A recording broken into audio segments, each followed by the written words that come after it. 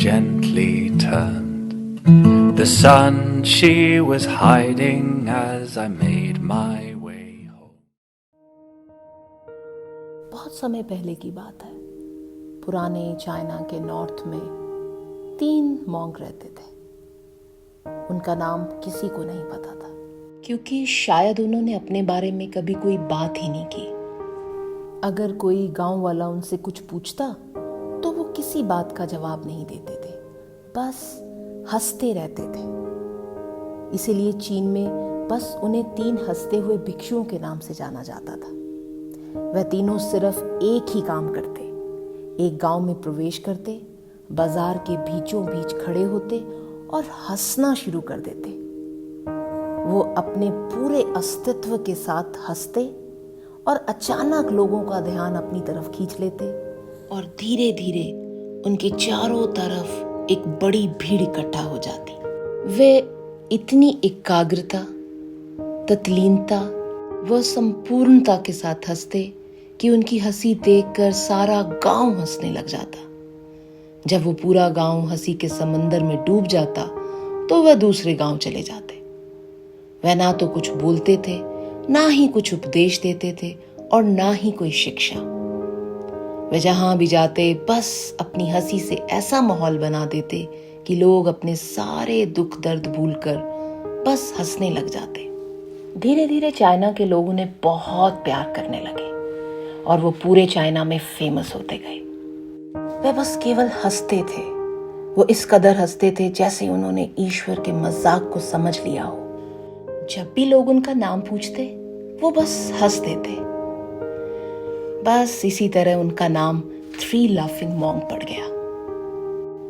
पूरे चाइना में घूम घुमा कर लोगों को हंसाते हुए समय के साथ साथ वह तीनों बूढ़े हो गए और एक रात जब वह एक गांव में ठहरे हुए थे, उन तीनों में से एक भिक्षु की मौत हो गई और पूरा गांव उम्मीद कर रहा था कि इस बार बाकी 2 भिक्षु जरूर रोएंगे, क्योंकि किसी ने भी कभी इन लोगों को रोते हुए नहीं देखा था।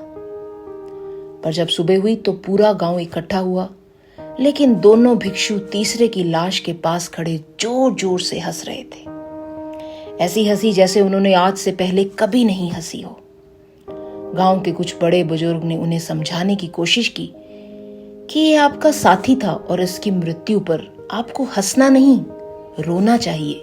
तब उस दिन पहली बार उनमें से एक भिक्षु ने लोगों से बात की और कहा, हम हंस रहे हैं क्योंकि ये आदमी जीत गया है।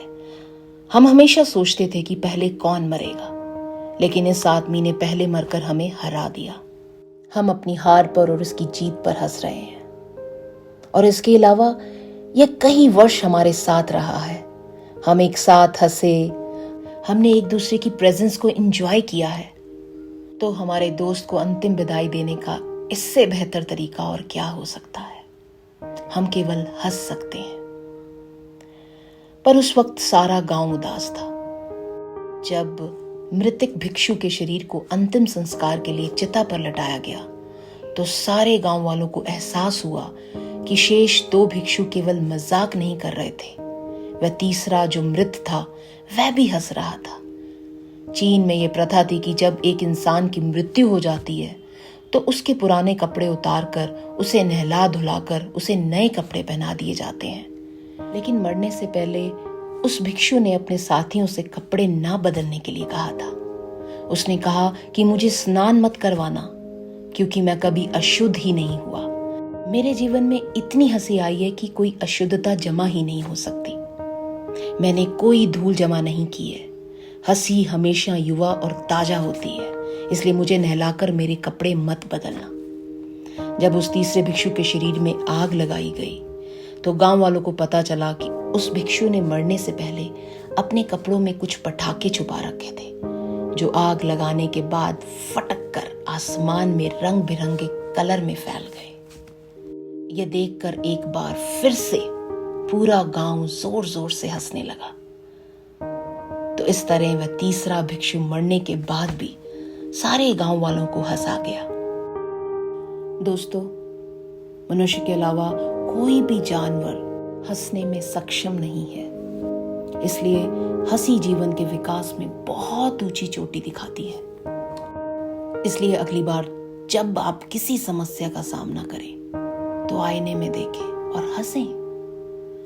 समस्या दूर हो जाती है, और अगर मैं कहूं दूर नहीं होती तो कम जरूर हो जाती है, क्योंकि आपकी खुशी ही आपको जीवित रखती है। दोस्तों, हमेशा याद रखना, मुस्कुराहट वो हीरा है जिसे आप बिना खरीदे पहन सकते हो, और जब तक यह हीरा आपके पास है, आपको सुंदर दिखने से कोई नहीं रोक सकता।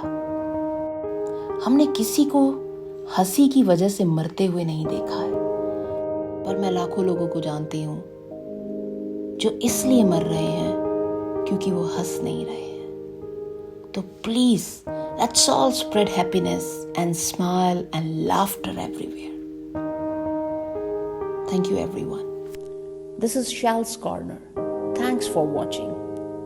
Keep spreading happiness and smile 24 hours.